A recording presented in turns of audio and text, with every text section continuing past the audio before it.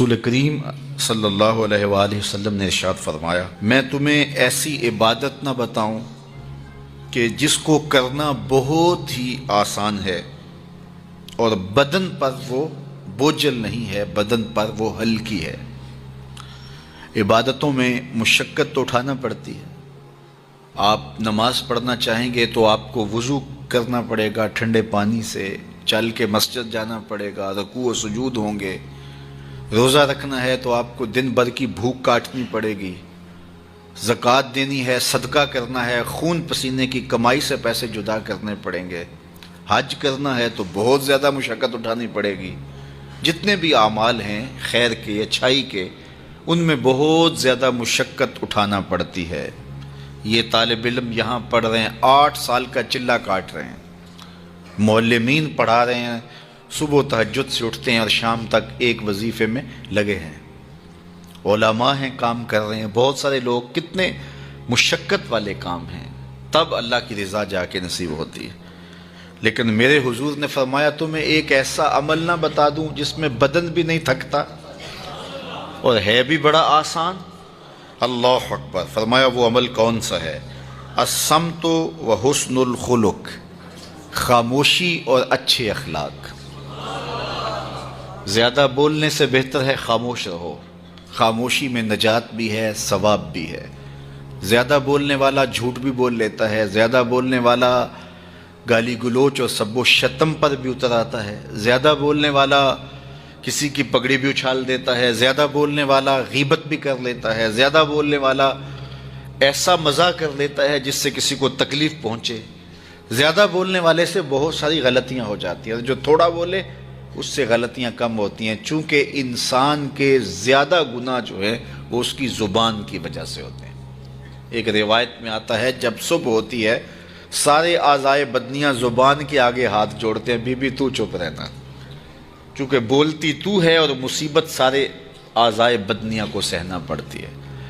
تو یہ زبان جو ہے اس کی وجہ سے زیادہ گناہ ہوتے ہیں، یا زبان کی وجہ سے، یا انسان کی عصمت کا جوہر جب لٹتا ہے تو پھر اس کے پلے کچھ نہیں رہتا۔ اس لیے میرے حضور نے ارشاد فرمایا، جو تمہاری 2 ٹانگوں کے درمیان اور جو 2 جبڑوں کے درمیان زبان، ان دونوں کی مجھے تم ضمانت دے دو، میں محمد تمہیں جنت کی ضمانت دے دیتا ہوں۔ تو فرمایا کہ میں تمہیں ایسا عمل نہ بتا دوں کہ جو بہت ہی آسان ہے، اور وہ کیا ہے؟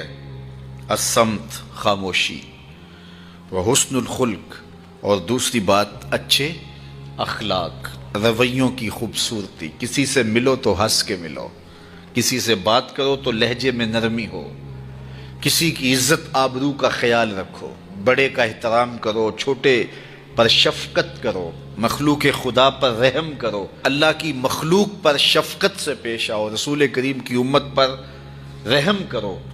تو یہ ایسا عمل ہے جس پر کوئی مول بھی نہیں لگتا، قیمت بھی نہیں لگتی، بدن بھی نہیں تھکتا، لیکن نامہ اعمال نیکیوں سے بھر جاتا ہے۔ قیامت کے دن نامہ اعمال پر سب سے وزنی جو عمل ہوگا وہ حسن خلق ہوگا۔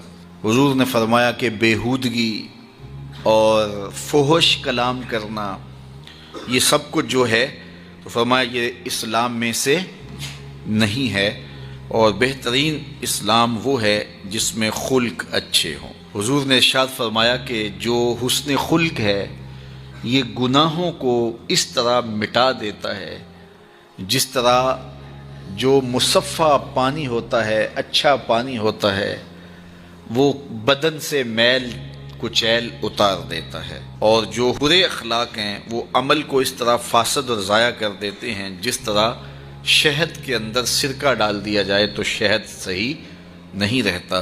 تو عمل اچھے ہیں لیکن بدخلقی ان اعمال کی بربادی کا سبب اور ذریعہ بن جاتی ہے۔ اللہ جل شانہ ہمیں معاملات کے اندر خوبصورتیاں نصیب فرمائے، رفق، نرمی نصیب کرے، معاف کر دینے کی توفیق نصیب کرے۔